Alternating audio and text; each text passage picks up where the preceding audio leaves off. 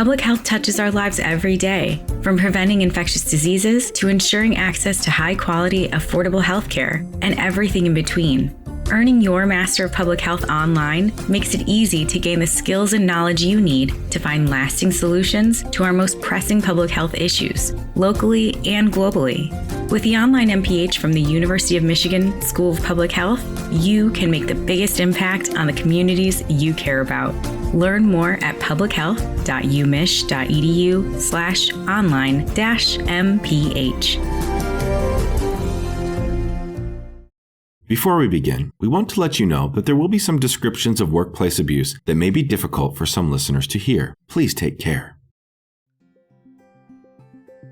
When we do this kind of research and we work with community partners and work with other stakeholders who have dedicated decades working with the farm worker community, we are always cognizant and aware of the importance of the resiliency of this population, right, of these workers, and how important their contributions are to our society.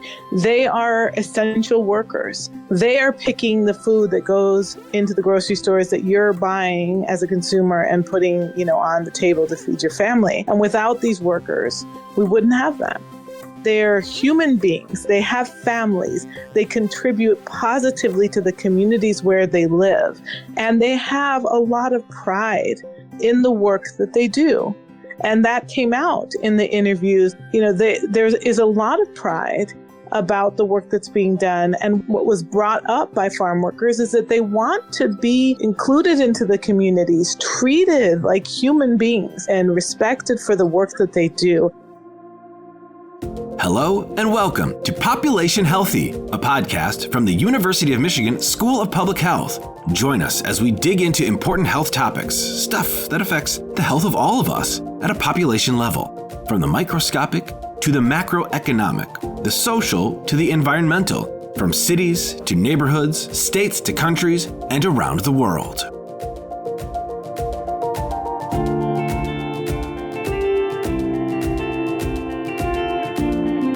According to the Michigan Department of Agriculture and Rural Development, the food and agriculture industry contributes nearly $105 billion annually to the state's economy. The seasonal and migrant farm workers who provide much of the industry's labor are an essential part of our food supply chain and economy, and yet many remain on the margins of society. Research has found that many farm workers face unstable employment, unsafe conditions, and lack of workplace protections on farms across the U.S. Because their personal lives are often deeply intertwined with their employment, the conditions they face disproportionately influence the health and well-being of these workers and their families. The biggest hurdle to better conditions? Data. Collecting the stories and experiences of farm workers can reveal inequities, guide policy decisions, and lead to better allocation of resources. We sat down with two researchers from the University of Michigan School of Public Health who are seeking to enhance the reservoir of data that can make a difference in the lives of Michigan's agricultural workers. Alexis Handal is a professor of epidemiology and global public health, and Lisbeth Iglesias-Rios is a research investigator in the Department of Epidemiology. Together, Handal and Iglesias-Rios developed the Michigan Farmworker Project in 2019. With the support and collaboration of organizations and government agencies, the pair has been able to execute social epidemiological research that calls attention to the needs of this marginalized community of workers. Here's Alexis Handal. I have conducted studies with agricultural workers now for just about 20 years, mainly in Latin America and mainly with female agricultural workers. But I have a very strong interest in understanding how the work context, whether it's the social, the structural, or the chemical exposures, impact female farm workers, their families, and their communities. And so when I was transitioning to come to the University of Michigan after having been at the University of New Mexico, I reconnected with Lisbeth and we started talking about our mutual interests, about trying to understand what was going on with the farm workers in Michigan and what their experiences are, what their living conditions and their working conditions are, and how they affect health. And so we came together. And so that's kind of how this project and this research program, evolved and kind of came to be. Iglesias-Rios' path to this research was personal. It connected her with Handal and led her to form the relationships that would eventually support the development of the project.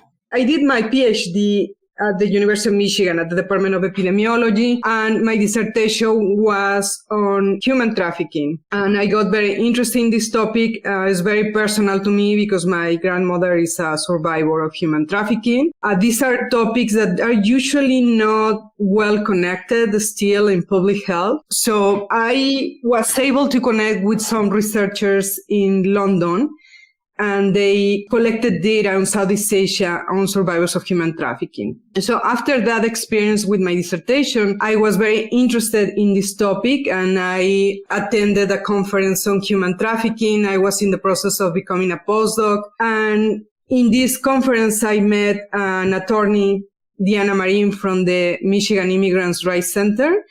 And she was just making a presentation about the situation of labor trafficking for farm workers in Michigan. And so we connected. That was our first connection with community organizations.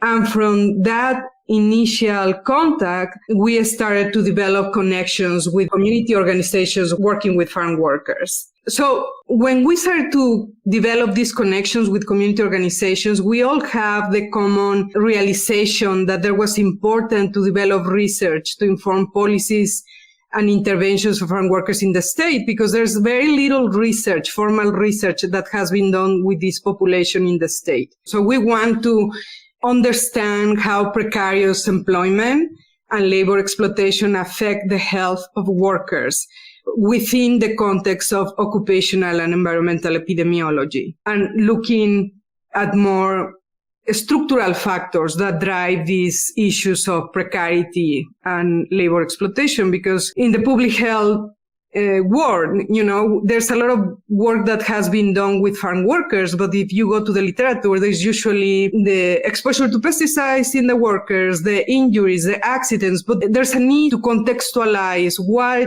this is happening to the workers. And that's, I think, the main focus of the work that we're doing. When we started this project, Lisbeth and I were kind of coming in as this new, set of researchers. We're not going to just come in and say, we're going to do this research as university epidemiologists without honoring and acknowledging the breadth of knowledge and connection that the partners with whom we work have with the farm worker community. That is always the foundational kind of aspect of the way we do our work. And then we are a very diverse partnership in the sense, not just from what we do in terms of being researchers, us being epidemiologists and other partnerships, but also we're ethnically and linguistically diverse as well. We are bilingual. We are able to conduct the research in Spanish, for example, which is really important. We're able to analyze the data in Spanish, which I think is important so that we don't lose context. With our partners, we actually, for the first study of the 2019 study, we actually did the analysis of the transcripts of the data with community partners so that we could get their perspectives and their knowledge and understanding incorporated into our process of analysis and interpretation of the findings. And so I think all of those different aspects of diversity is what makes our team special and what makes our work and our approach successful, even in this very challenging context. Working to improve understanding of the lives of farm workers in the state of Michigan is a task that has historically been slow moving. Well, there's very little research, formal research, that has been done with this population in the state. With that in mind, in 2010, the Michigan Department of Civil Rights, through the Michigan Civil Rights Commission, held a public forum in Kalamazoo. And they were focusing on the rights of migrant and seasonal farm workers. And the commission, in this public forum, heard presentations from groups that work with and advocate for farm workers. And they also heard testimony from farm workers. The commission, they put together a report and they found that there were substandard living and working conditions for farm workers and that they haven't significantly changed in 45 years in the state. Since these reports, the Michigan Department of Civil Rights wrote that they will work closely with leaders from several state departments and the Interagency Migrant Service Committee to address these issues. This committee, it's a committee where several agencies come together basically to discuss issues in the farm worker community. Today, Our research is showing that many of these issues uncovered in 2010 keep being salient issues for farm workers. For instance, the report showed lack of drinking water, the lack of bathrooms and workers not having breaks, child labor issues. In addition, in 2013, a study was performed to record the approximate number of farm workers living and working in the state of Michigan. The number reported was just shy of 100,000 people, including workers' families. According to Handal and Iglesias-Rios, the 10-year-old study is the only kind of approximation that we have of the numbers of farm workers in the state, and it has been guiding the way the state and its agencies are addressing issues for the workers. When we met with our partners, they continue to say that this work that we're doing is so important because there is no data. Right? The last formal study and approximation was this enumeration study conducted 10 years ago. So it wasn't just what motivated the beginning of the project, but what keeps us going, which is that we need to gather more evidence, more data to really, truly understand the reality for these workers in terms of their working conditions, their living conditions, and the broader structural and social factors that can have health implications. Having data, of course, helps enable action. But for the researchers, it's most important to realize these numbers represent the lived experiences of real humans. Iglesias-Rios shares more about the people they're working to support and the challenges many encounter when they come to work on our Michigan farms. So seasonal farm workers are usually workers that live in Michigan, work in Michigan doing the seasonal crops. Migrant farm workers are those that are coming from other states and they're traveling here in Michigan. Then they follow basically a route, Florida, Texas, North Carolina, Michigan. And then we have H-2A farm workers that are workers that are recruited usually in Mexico, and they come with non-immigrant visas to work for 6-8 months, and then they return back to their country of origin. So within our studies, we have observed different experiences in this type of farm workers. So, for example, some of the workers reported that they were forced to work under extreme weather conditions. One is extreme heat conditions, somewhere it's raining, which is very unsafe for the workers. There is some workers sharing experiences of physical and emotional abuse. This is actually stated by the workers that they were treated like animals and they have this sense of being disposable for the employer. Like if you don't do what I ask you to do, well, you are fired. In general, there was not adequate protective equipment. There was also, for example, in packing plants, there's a lot of noise from the machines. The workers have some earplugs that are not appropriate because they slip from the ears, so they ended up not using them. Workers living in housing provided by the employer felt that they don't have privacy because the employer can come to their house at any time. So all of these conditions are dangerous. There was issues of threats, coercion, that they will call immigration if they complain, or that for H-2A farm workers, they will put them in a blacklist. That means that they basically tell the worker, you are not going to be invited to come to work next year if you complain about something. And those workers really rely on their job.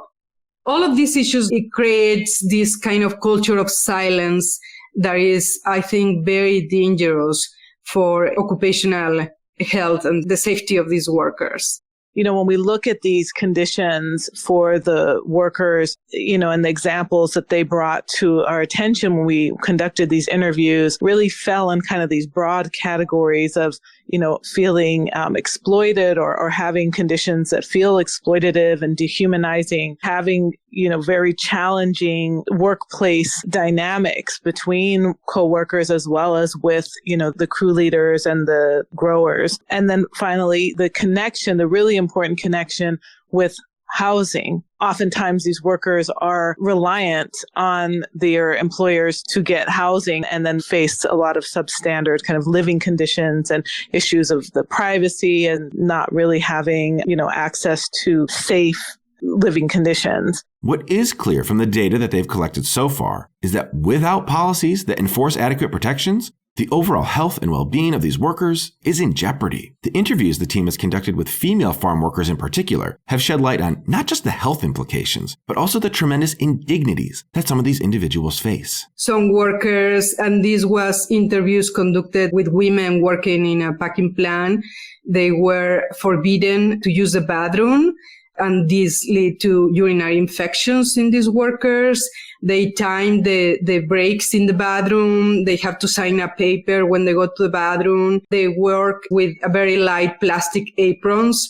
They wash the fruit. So there's a lot of splash of water, and they have to be working with these wet clothes for many, many hours. There was no special provisions for pregnant working women. Particularly for the female farm workers, this is kind of an area that is really important, has not received as much attention, and is a focus of the work I've done for quite a long time. And the female farm workers that were interviewed, they brought their concerns about getting exposed during pregnancy, having a lot of physical strain where they're having to crouch a lot, they're having to bend a lot, particularly if they're working more out in the field. There was this issue of hygiene and sanitation that's come out that I think is important around menstruation, and not having the ability, particularly for women working in the field, to go and change sanitary pads, for example, and having to change their pads in the field, which is what was commented on during the study. Also, just having a real fear of disclosing pregnancy, which you can imagine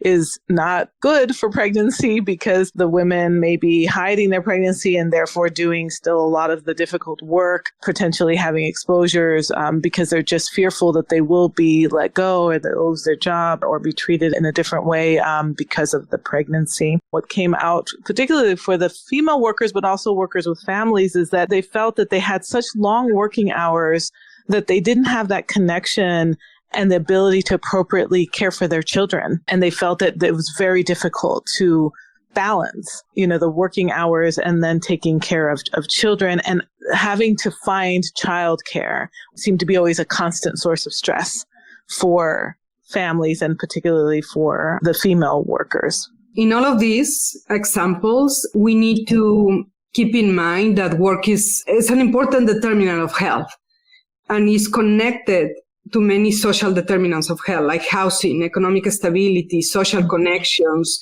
access to care, education. In the US, farm workers are a workforce that has faced this long history of marginalization, product of colonialism, slavery practices, and these policies that keep farm workers exempt from labor and social protections.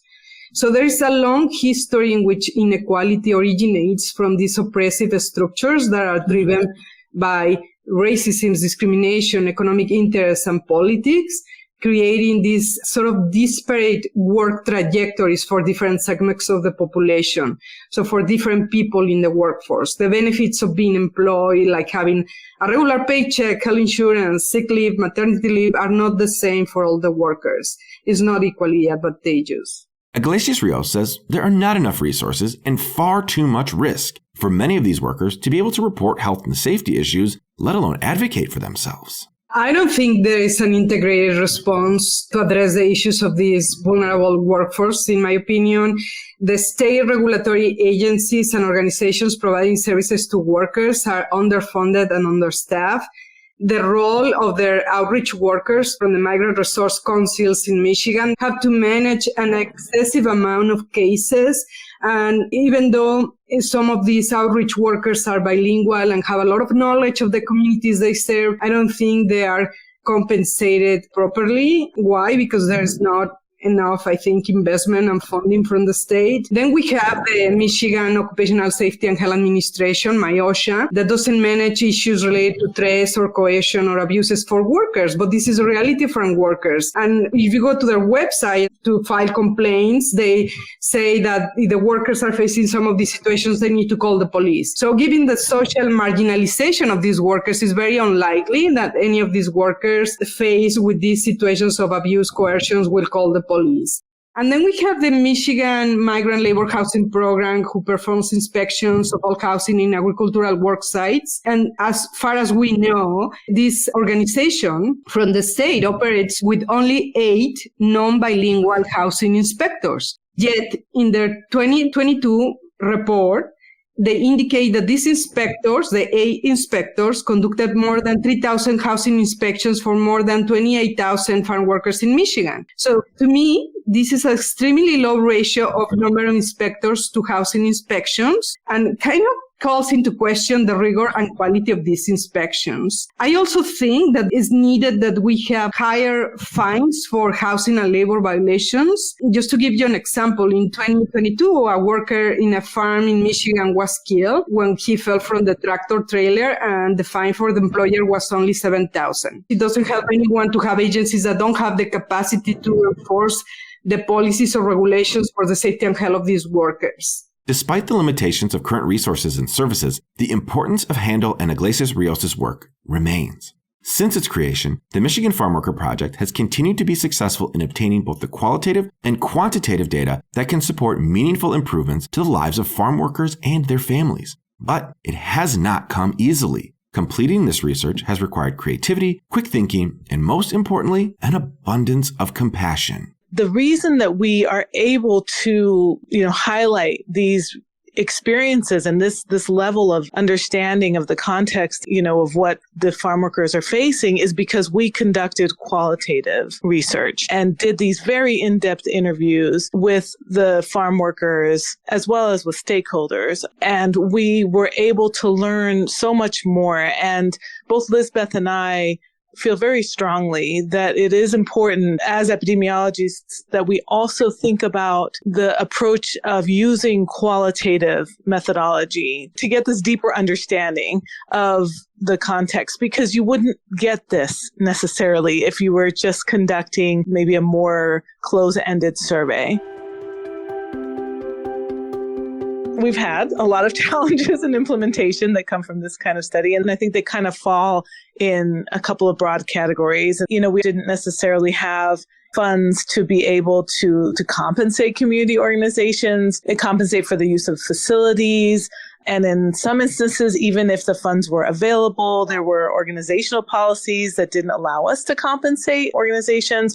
So we did have to, be more creative and think about ways that we could support the community organizations that were supporting us. So, for example, buying school supplies for some of the farm workers' children was one approach. We organized a clothing and basic needs drive at the U of M School of Public Health as well. So those were kind of alternatives that we came up with. On just a more general implementation level, developing and maintaining these partnerships, which are really important, can be challenging because over time, leadership may change, and that can impact decisions that we've made with partners about how we're going to implement a study or the methods that we're going to take. And this happened to us in the first study in 2019, where, we had some leadership changes in some of the partners we were working with. The field team, and namely Lisbeth, who was doing the interviews, had to find alternative, locations to be able to do the in-person interviews and to kind of deal with some of these other barriers that came from, having new leadership. I guess I will share something that happened to me. For 6 months, I was visiting this work site and getting to know the workers. I went when the priest came and to give the mass, and I got involved in many events with them because I want to be more present with them so that we can develop this trust. And so the workers were super excited to participate in the study. I conducted my first 2 interviews with H2A farm workers in a safe location because that was another challenge, right? We didn't want to jeopardize the employment situation of the workers, or even worse. So I did my interviews. The next day, I came back for the next 2 workers to do the interviews. And apparently I was reported, or someone called to the contractor, which is the one that manages the workers, H2A workers. And I was told that I needed to exit the site. They didn't say to me directly, but basically they say there's a woman doing investigation. And so that tells you about the complex dynamics to be able to even have that connection with the workers. And that was a big setback to the study because we spent a lot of time trying to develop those connections, and it was very unfortunate that we were shut down in this way. The biggest challenges that we face in implementation of these kinds of studies stem from the fact that this is a population of workers who have been marginalized, who are often very invisible, who are at high risk of being exploited. And so because of this, there is always this underlying kind of fear, mistrust perhaps, and rightly so, by farm workers, by the community and their community. And so when we do conduct this type of research, it is so imperative that we work closely with our community partners in a very participatory way, and that we develop our field methods and we develop our implementation approaches with this important context in mind. Before we even started projects, we spent a lot of time in the field, developing connections with the community. I attended many committees in the state to learn, so what is going on, what is happening, what organizations are doing. We spent time in the field talking with the workers wherever I found them, talking with crew leaders, talking with outreach workers, with community leaders. So there was a lot of preparation, even to think about the logistics of how we were going to do this project before we even started. And that was extremely helpful. And I think that's why we were very successful in developing these connections, not only with the community partners, but with the workers, and have the data that we have. In the 5 years since the Michigan Farmworker Project began, Handal and Iglesias-Rios have navigated complex challenges like these to give voice to the individuals and families that provide essential work in our state. Ultimately, their hope is to continue to expand the breadth of data that can be used to improve the lives of farm workers in the state. Kind of the underlying theme of the work that we've been doing is that data is needed. Evidence is needed to be able to inform policy changes, to inform programmatic changes that can make service provision more efficient and better for the farm worker community. And so the way we see it as researchers, as epidemiologists, is that we want to contribute by conducting rigorous, high-quality epidemiologic studies to be able to gather these data and this evidence to use those data for change. This population of workers has been able to have the strength to survive through these very complex experiences that is their lived reality. The farm workers face a lot of challenges and a lot of difficulties, but they have this positive attitude. They are proud about what they're doing, but they want to be respected and they want to be treated as human beings that deserve all of the rights that everyone should have in our society.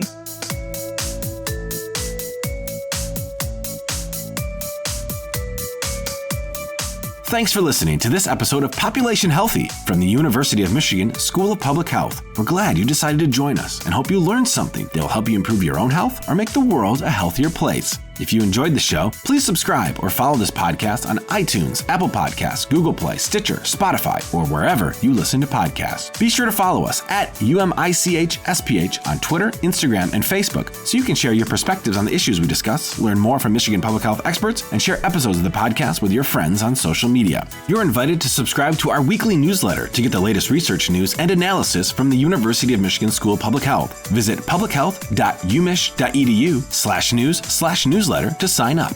You can also check out the show notes on our website, population-healthy.com, for more resources on the topics discussed in this episode. We hope you can join us for our next edition, where we'll dig in further to public health topics that affect all of us at a population level.